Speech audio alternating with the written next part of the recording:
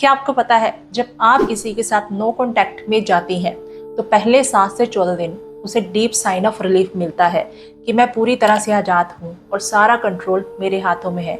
लेकिन जैसे ही दिन 21वां आता है तो उसका ईगो और माइंड क्रैश होने लगता है। वो कौन सा साइकोलॉजी शिफ्ट होता है कि उसकी एरोगेंस टूटती है और वो आपके पास रीच आउट करने के लिए मजबूर हो जाता है। Let's reveal the psychology behind why they come back. Welcome to she knows why.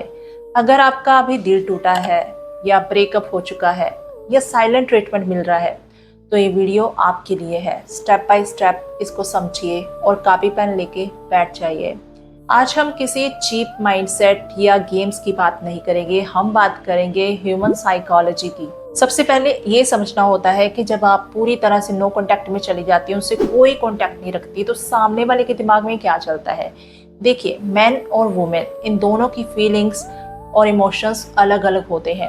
तो स्टार्टिंग में जो वुमेन्स होती हैं, जब ब्रेकअप हो जाता है तो वो ओवर थिंक करती हैं, वो रोती हैं, डिप्रेशन में चली जाती हैं।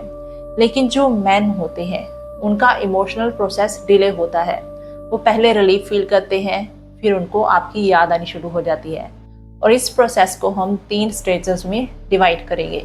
Stage 1, the relief and false power phase. देखिए, जब आप किसी के पीछे भागती है ना, उनको टेक्स्ट पे टेक्स्ट करती रहती है, वो आपको इग्नोर करते हैं, अब्यूसिव लैंग्वेज यूज करते हैं, तब भी आप उनको मैसेज पे मैसेज करती रहती है, आप पीछे नहीं हटती, क्योंकि आप इमोशनली मजबूर होती हैं उनको कॉल मैसेज करने के लिए।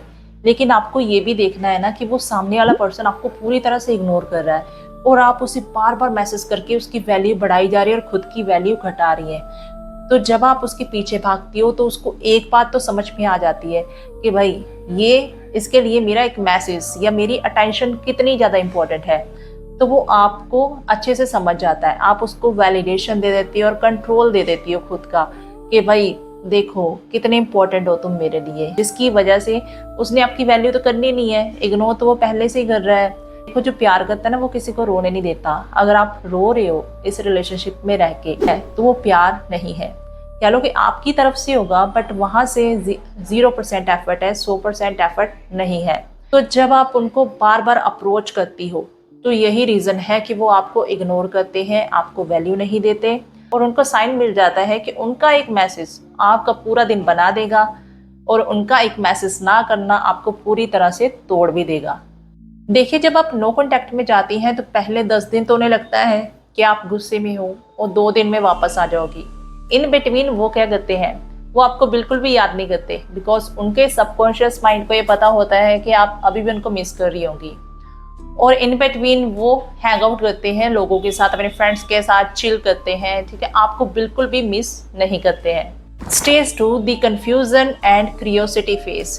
अब आता है टर्निंग पॉइंट, जब 10 से 12 दिन बीत जाते हैं और उन्हें लगता है कि आपने उन्हें कॉल या मैसेज नहीं करा, आपने कोई व्हाट्सएप पे स्टोरी अपलोड नहीं करी, कोई व्हाट्सएप पे कह लो कि इमोशनल स्टोरी नहीं लगाई और अपनी प्रोफाइल पिक चेंज नहीं करी, आप पूरी तरह से गायब हो चुकी हो उसकी लाइफ से। तो उसके दिमाग में ना टेंशन शुरू हो जाती है कि भाई ये क्या हो गया, कैसे भूल गई है मुझे, ऐसे कैसे हो सकता है। उनका ब्रेन कंफ्यूज हो जाता है, वो सोचने लगते हैं कि भाई इसने तो मुझे ब्लॉक भी नहीं करा और ये मैसेज भी नहीं कर रही, कहाँ गई, किसके साथ है और ये मेरे बिना खुश कैसे है, क्या इसे कोई और तो नहीं मिल गया। उसके दिमाग में इतने सारे क्वेश्चन स्टार्ट हो जाते हैं। यहाँ पे उनका ईगो पहली बार शेक होता है। और ह्यूमन साइकोलॉजी का सबसे बड़ा रूल है कि जब जो चीज़ अचानक गायब हो जाती है, हमारा माइंड उसके बारे में सोचना शुरू कर देता है और अब कंट्रोल उस पर्सन के हाथ में से निकल के आपके हाथ में आने लग जाता है। Stage 3, the anxiety and scarcity phase. तो उनका ब्रेन रिलीफ मोड से लॉस अवर्सन मोड में चला जाता है। लॉस अवर्सन मोड मतलब किसी चीज को पाने की खुशी से 10 गुना ज्यादा वो डर किसी को खोने का होता है। यहाँ पे उन्हें फील होता है कि आप पूरी तरह से उनकी लाइफ से जा चुकी हो, जिसकी वजह से उन्हें आपकी याद आने लगती है और वो आपके पुराने टेक्स्ट, फोटोज चेक करने लगते हैं।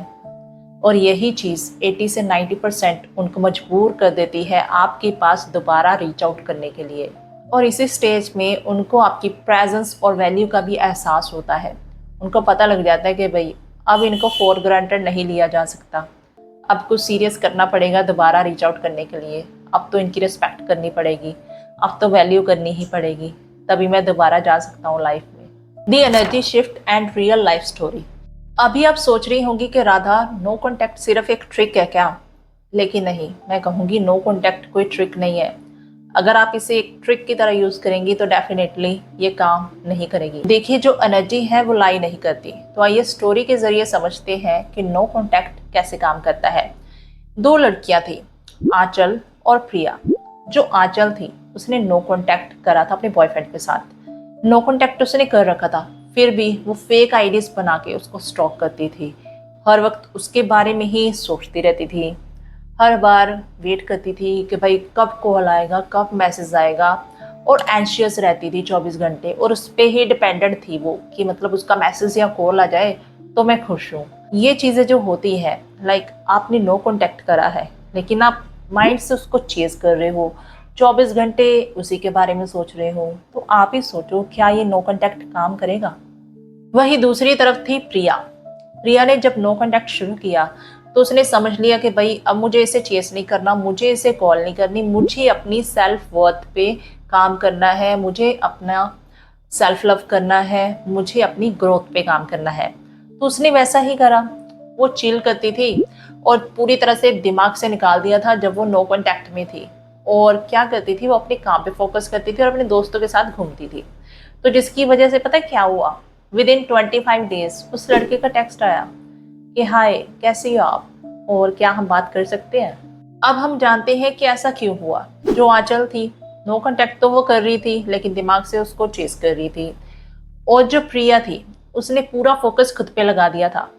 देखिए, जब हम नो कॉन्टैक्ट में होके अपनी पूरी एनर्जी उनसे खींच के खुद पे लगाते हैं, जो हमने सारी एनर्जी मतलब दी थी उनको, उनके बारे में सोचते थे, वो सब कुछ छोड़ दिया, हमने खुद पे एनर्जी लगाई वो, तो तब क्या होता है कि उस पर्सन को खालीपन लगता है अपनी लाइफ में कि भाई मेरी लाइफ से कुछ चला गया। जब पूरी तरह से आप एनर्जी खींच लेते हो, कुछ भी नहीं सोचते, तब उस इंसान को फर्क पड़ता है, तब वो वापस आता है, तब वो सोचता है कि भाई मुझे इसके पास वापस जाना ही पड़ेगा क्योंकि मेरी लाइफ तो अधूरी है इसके बिना।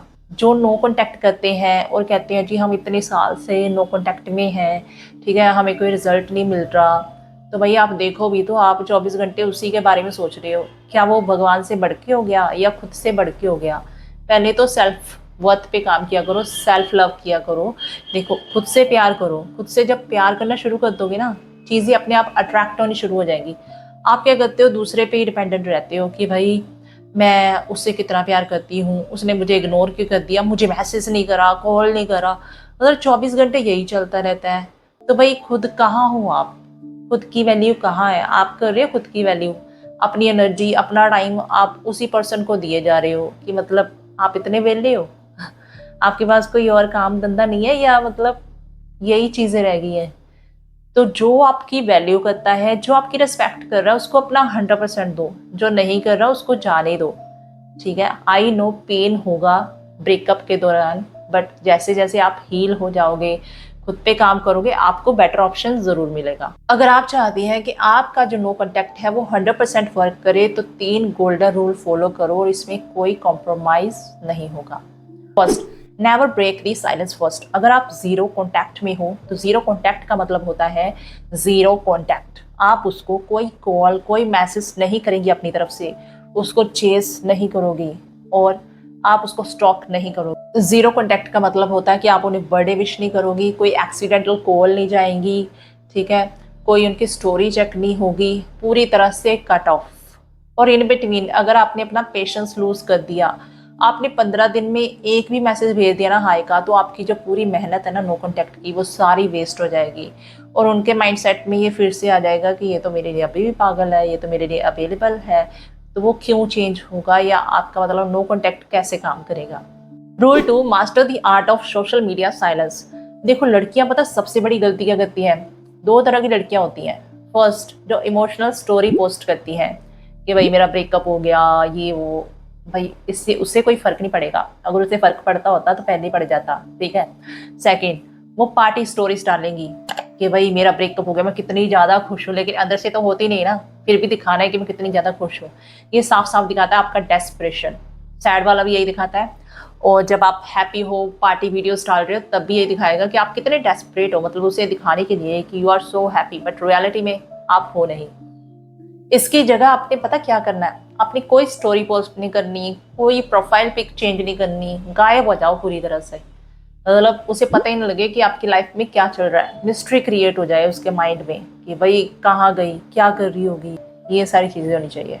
Rule 3, reclaim your feminine centre. देखो, नो कॉन्टैक्ट हम किसी को पनिश करने के लिए नहीं करते।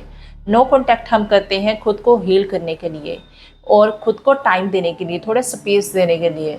और उन्हें ये मैसेज मिलना चाहिए कि उनके होने या ना होने से आपको कोई फर्क नहीं पड़ता, आपकी लाइफ कंप्लीट है। हाई वैल्यू फेमिनिन एनर्जी हमेशा सेल्फ कंटेंट और ग्राउंडेड होती है। जब आप अपनी हीलिंग पे, अपनी सेल्फ वर्थ पे काम करती हो ना, तो आपकी फ्रिक्वेंसी चेंज हो जाती है, जिसकी वजह से लो फ्रिक्वेंसी वाले लोग भी आपकी लाइफ में अट्रैक्ट होने लगते हैं। What to do when they actually reach out. अब आता है सबसे इम्पोर्टेंट पार्ट। यहाँ पे 90% लड़कियां अनप्रिपेयर्ड होती हैं जब 21वीं या 30 डे पे आपको मैसेज आता है कि हाय कैसी हो, आई मिस यू। ठीक है, तो आप क्या करती हो, आप एक्साइटेड हो जाती हो कि हाय हाय मैसेज आ गया, तो आप उसको कॉल करती हो, मैसेज करती हो, या 2 घंटे का लंबा पैराग्राफ भेज देती हो कि भाई इतना मिस किया, ये किया, वो किया।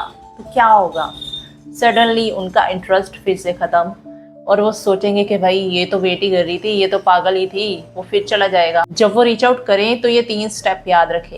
Pause before responding. देखिए, जब उनका टेक्स्ट आए तो आपने उनको इंस्टेंटली मैसेज नहीं करना, आपने वेट करना है 3-4 घंटे, फिर आपने उसको एक शॉर्ट सा मैसेज भेजना है, hi, hello. Second, match their energy. अगर वो आपको मैसेज लिख रहे हैं हे, तो हे में जवाब दो, कोई लंबा टेक्स्ट नहीं।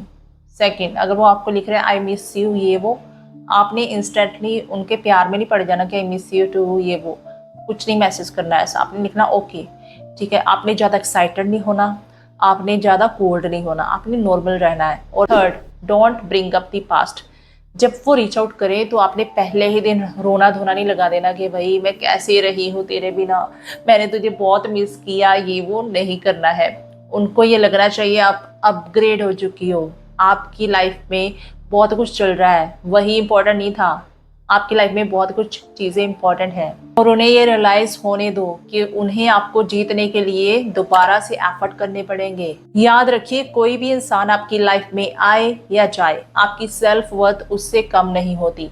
नो कॉन्टैक्ट हम किसी को हर्ट या किसी को पेन में रखने के लिए नहीं करते। नो कॉन्टैक्ट हम खुद को हील करने के लिए, खुद को खुद के पास लाने के लिए करते हैं और खुद की वैल्यू समझाने के लिए करते हैं कि भाई संभल जाओ। और जब आप खुद से प्यार करने लगती है तो आप इजीली अट्रैक्ट करने लगती हैं और लोग भी आपकी रिस्पेक्ट करने लगते हैं। अगर आप अपनी पावर को रिक्लेम करना चाहती हैं तो कमेंट बॉक्स में कमेंट कीजिए, I reclaim my energy and self worth. देखो, अगर वीडियो अच्छी लगी हो, कुछ समझ में आया हो, आपकी कोई हेल्प हुई हो, तो वीडियो को लाइक करना, अपने फ्रेंड्स के साथ शेयर करना जो अभी नो कॉन्टैक्ट में है या नो कॉन्टैक्ट फॉलो करने का सोच रहे हैं। ठीक है, तो मिलते हैं नेक्स्ट वीडियो में। Thank you.